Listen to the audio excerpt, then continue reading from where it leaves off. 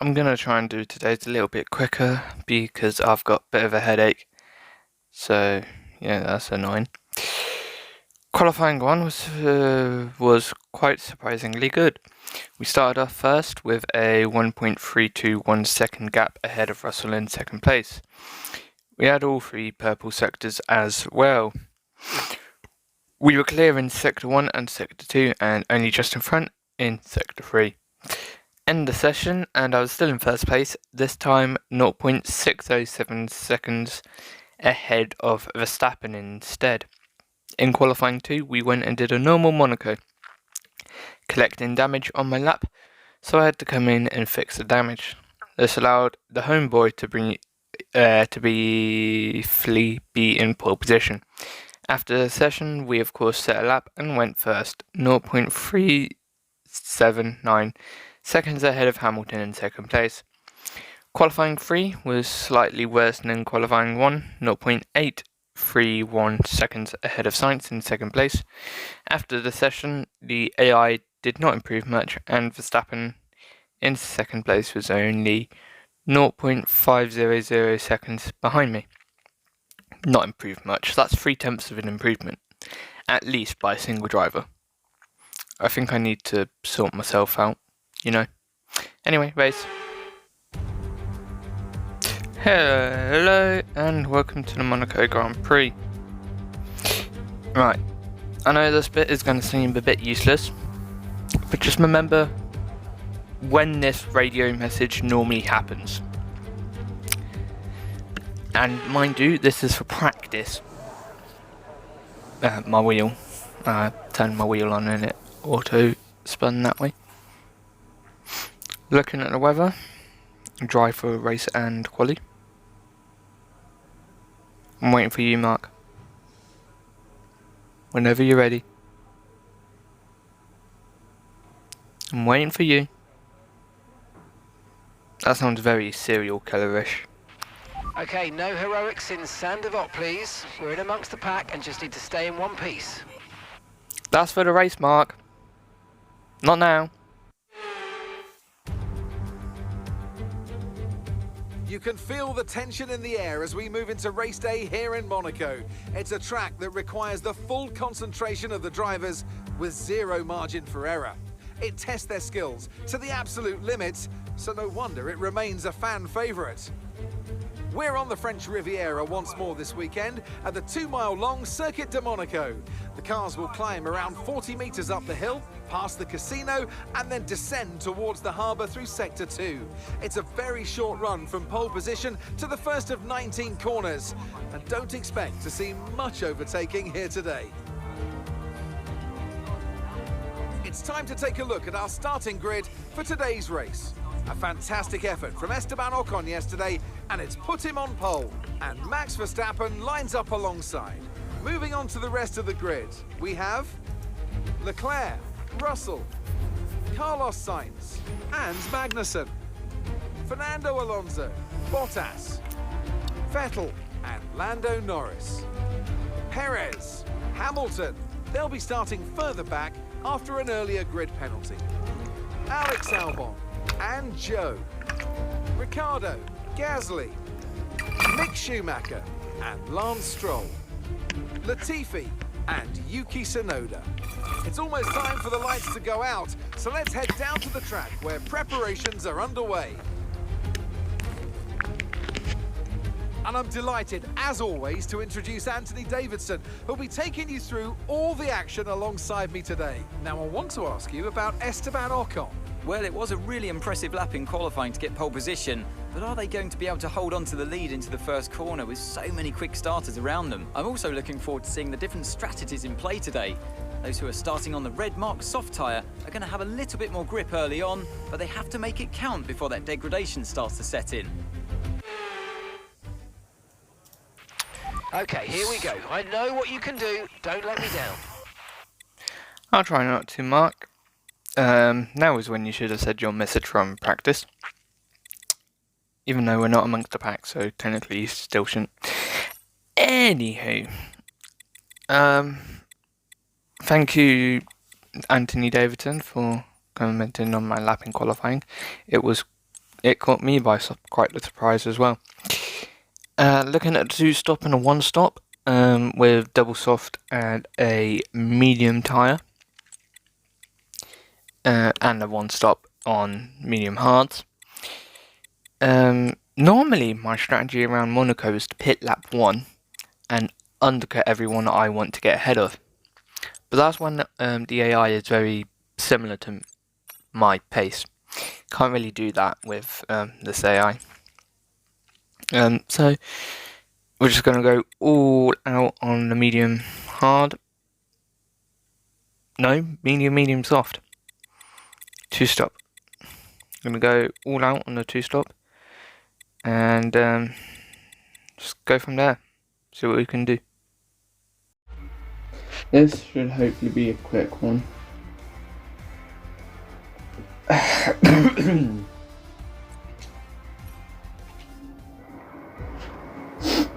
So, got the rears up to temperature, 90 degrees this time, it's the highest I've ever gotten. And whilst everyone was going left and right at the beginning of the race, I was able to just pull in front and let Max and Charles battle as I just pulled away in front. I was surprised to actually see that I got a really good start. I pulled away and then saw that Charles behind me wasn't gaining on me, and I was like, okay, I'll probably have to fight Max into turn 1. But then quite quickly after I thought that, in the mirrors Max appeared. So I was like, okay, I've got this, and heading up into turn 2, I just cheered because the best start I've got in ages. 2 seconds by sector 3. Probably about 2.5 by lap 2, I think. I can't quite remember. But yeah, it was a great start. Not sure why I can't do that all the time. Yeah, coming across the line.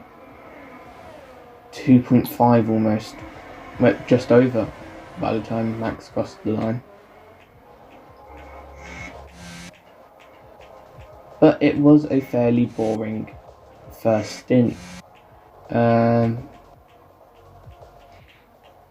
to my pit lap on lap 30, 25 seconds to gap.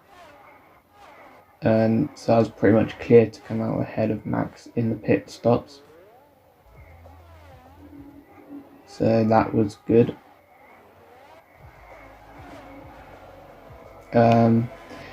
As you did see, I did originally do medium soft, but I got a strategy change on lap 17 and a strategy change lap 28 to go on to hards on those laps. I declined both of them, as you can see. But for lap 30, I decided to change the strategy to medium hards, just to see if, well, presumably it was quicker if they wanted me to pit lap 28 to them, so pitting lap 30 to them would be good as well. So I pit onto them. It's a bit of a slow pit exit because I don't quite put enough power down. I don't want to spin out the pit lane. That would be bad, especially after redeeming myself in Miami for spinning out the pit lane. Lap 36. I was fairly clean. Oh, not quite. A little bit of damage there. Right, I'll find out where that one came from.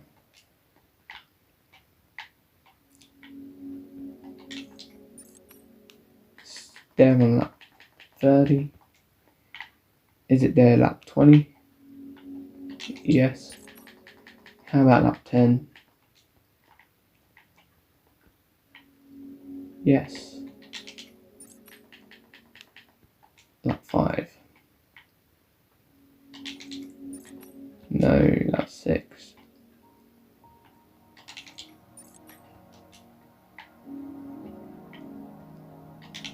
Lap 7, no. Lap 8. No, lap 9. Whoa. Okay. Got the damage, lap 8.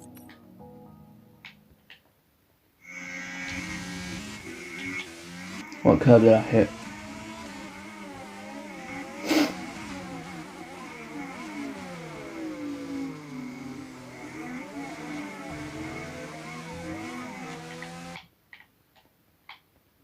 And just one, just wanting to make sure I didn't get it by the road.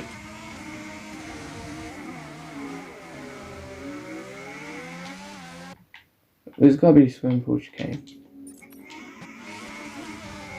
Because that's the only real dangerous curb that's on the left hand side of the car. Oh. Hold up, what? You gotta be kidding me.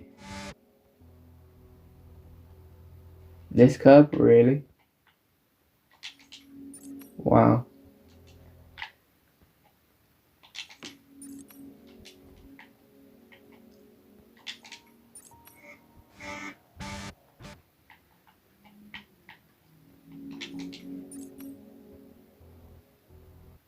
Never in my life have I actually got damage from this curb.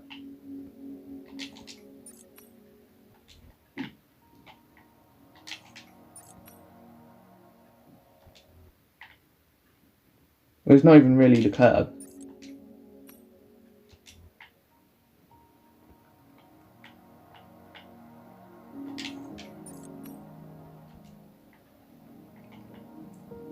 Just before I hit it with that part of the floor, I get damage.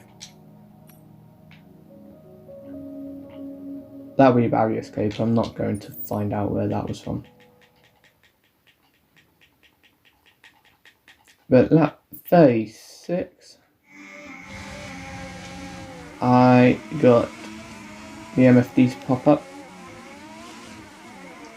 How stupid, that little bit of floor damage was there since lap 8. Every time I asked about the vehicle condition, I just got a no response. Tyres were fine, meaning no damage.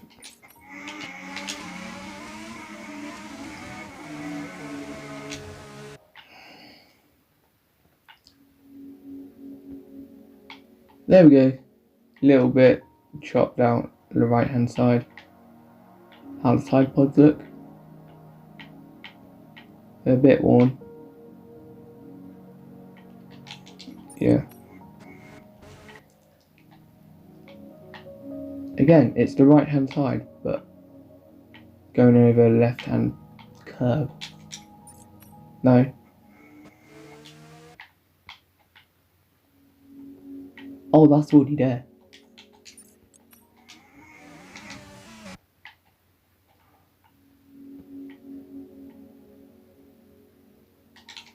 When the hell did that appear?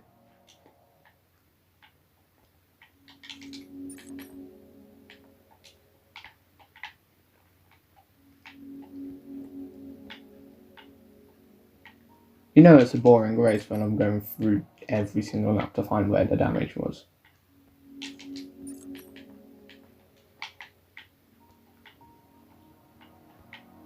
You've got to be kidding me. How the hell did I miss this?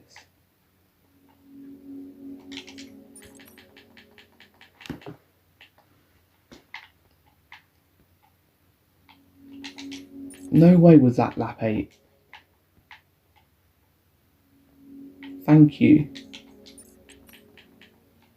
Although, how did I miss it still?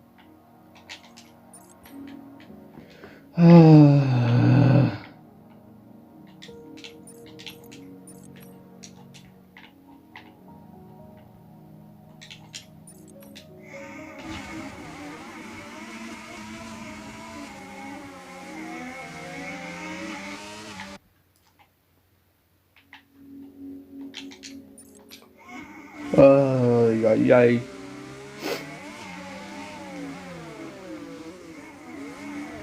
No way.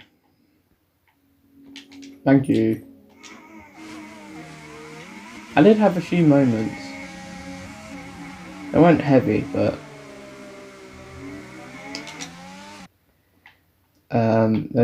they did cost me a little bit of time.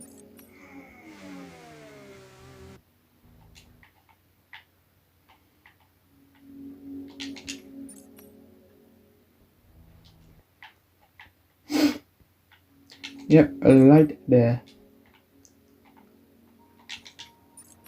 Thank you, Cub.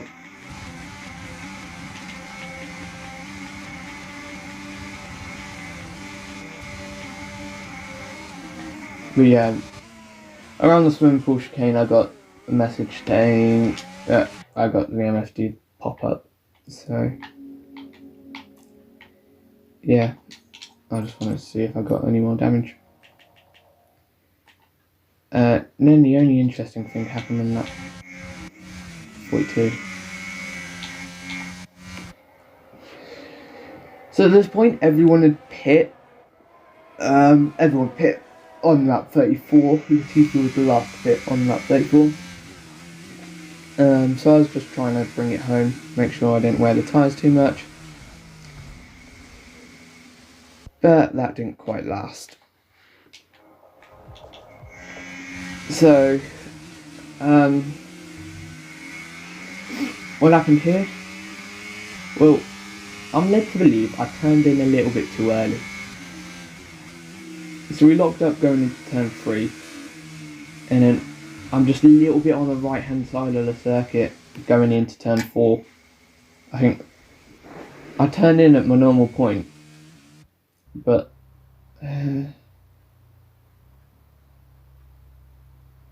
I just turn in the exact amount, because you see the lines. I'm left of the lines, right of the lines, but I follow the lines through. And by the time we hit the barrier, you can see that I'm just a little bit to the right of where I want to be. Like, I want my wheels on these lines there, and if my car was on those lines, I would have escaped the barrier. That's annoying. 0% finish rate around Monaco on F122 at the moment.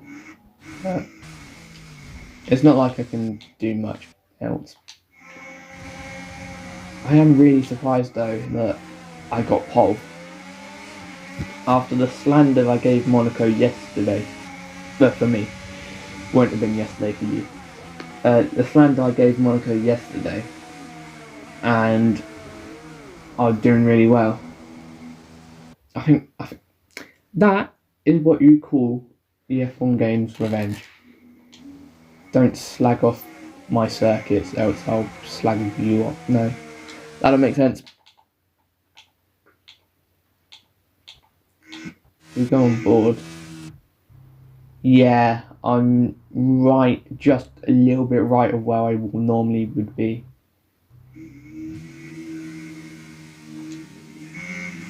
So I've locked up. Not as close to the left-hand wall as I want to be, and I've just hit the wall.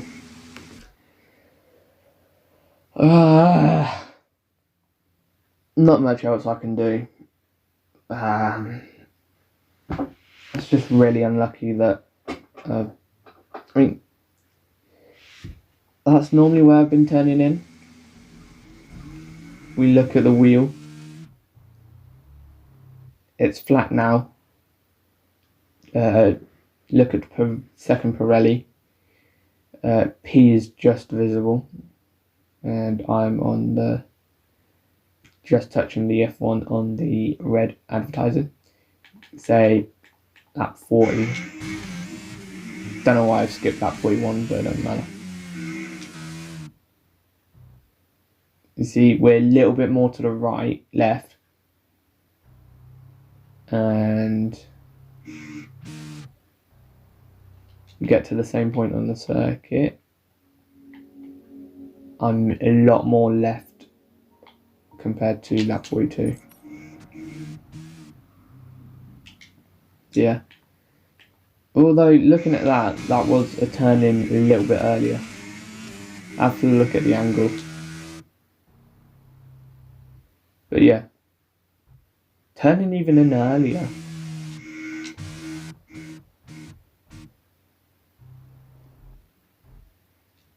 But you look at the steering wheel. The what can I compare that to? The BWT on the glove is just below the P on the map fry. The F on the map fry. And the glove is just in line with the chassis. Let's look at that 42.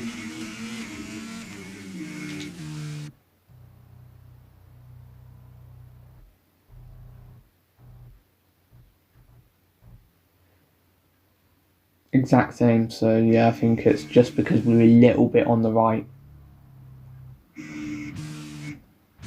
And obviously 76 miles per hour.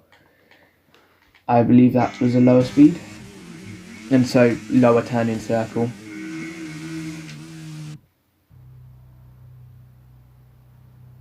At time of impact, it's not much slower than that 40, so I think I've just got really unlucky with where I've placed the car.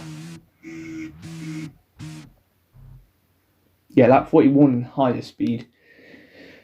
So yeah, I think I've just got really unlucky with where I've placed the car. And that's caused me to hit the barrier on the inside.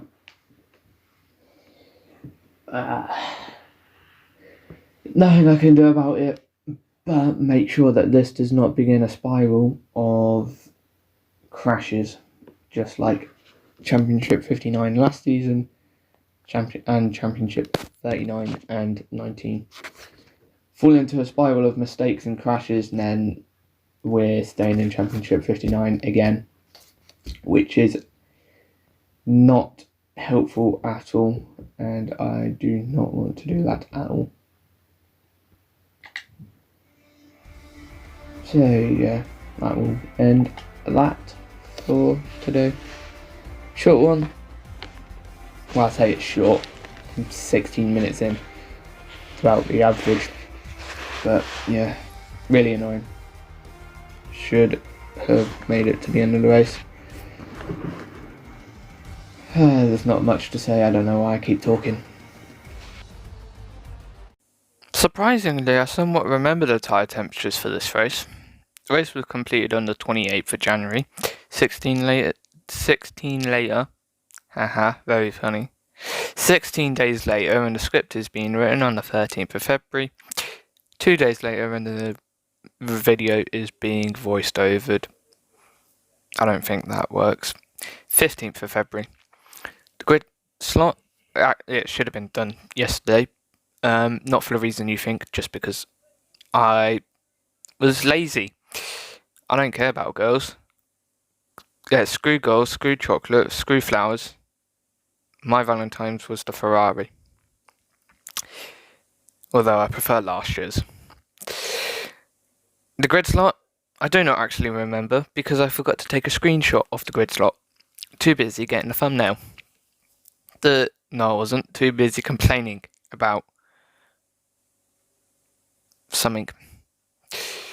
The start for once was good, and into turn 1 we still had the lead. Max never got alongside, and in fact, he was side by side with Charles into turn 1. Before even the Fairmont hairpin, we had a DRS gap, and it was 2 seconds by sector 3. Not usual around Monaco for me. I was so good and clean around here that the next up was lap 30 for my pit stop from 1 medium hard tyres to hard tyres. The good old 1 stop changed after the video ended for the strategy. Don't know why. The pit stop was good. No speeding into the lane. A green turn in. The first ever green turn in for me. Then a quick release to get out 4 seconds ahead of Max, who is yet to pit, I think. Next, a damage report. We collected some floor and underbody damage after colliding with a curb in Sector 2 on lap 8. The curb I hit was the apexes of the swimming chicane. Somehow the first chicane, rather than the big curbs of the second swimming pool chicane. Then even weirder, the first apex and curb of this chicane gave me the damage. Very unusual. Then on lap 36 we hit the curb at the Novel chicane and swimming pool chicane rather hard. But only damage I saw came earlier on lap 4. I hit the curb at turn 11, the Novel chicane. Tried cutting the chicane too much. However, the damage did not matter, as on lap 42 I turned into the barrier at turn 4 and sheared off the front right tyre. Kind of forgot you already know about this, so I did not have to say what I was complaining. I did not have to hide the fact that I was complaining about me retiring from the race. If you missed that, well, it's here in the video, so it's not spoilers. If you want to know what happens in the video, watch the whole video. I mean, this is one of the shorter ones, so yeah, deal with it if you're going to try and complain. I don't really care about if you complain to me, because I'm not going to change what I do, because I enjoy it. However, the damage... Oh, wait, I'm just repeating what I just said. Sheared off the front right tyre and we retired from the Grand Prix. I was probably slightly too far right, and this is what caused the right tyre to hit the wall. Very unfortunate, because I am very sure that I'd taken this line so many times before, earlier in the race, and in practice and qualifying. Compared to lap 40, I was more to the right, but I turned in later on lap 42. Very unlucky to hit the wall. Then on lap 41, I was later to turn in, but roughly at the same position of the circuit in terms of the width. On lap 42. Very annoying. Oh, when I say I turned in later on lap 42. Very annoying. I had roughly the same turning angles and all. Everything was directed towards not hitting the wall on lap 42. Yeah. I still hate Monaco. I mean, was that really ever going to be in doubt? I mean, what is it? I think I said in the highlight voiceover that I dissed Monaco in the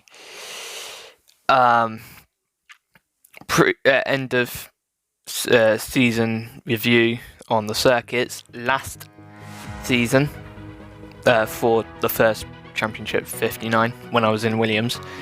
Dissed Monaco then the very next race after recording that voiceover was this Monaco race. I think I voiced over that episode on the 26th of January. Yeah,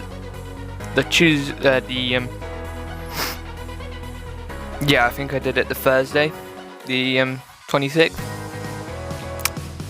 Either that or Tuesday the 24th. And guess what? You know what? Guess what? I performed better in qualifying around Monaco, and I was like, oh, I've dissed Monaco and now I'm really good. Karma, lap 42, retired. Yeah. Monaco, you can still get in the bin, although I'll still drive you because you're part of the F1 calendar.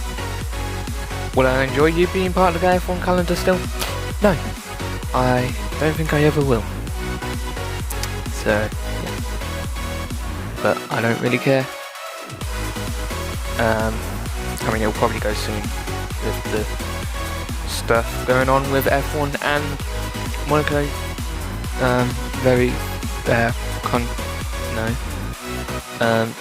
They have deals that contradict each other. You surely already know this, so I don't know why I'm just saying it. I hate Monaco, and I'm very annoyed that I retired from this race. Very unlucky, I think. So, yeah, I've got nothing else to say. I've been rambling on at the end of the highlights for about 2 minutes now, so I kind of need to just end the video.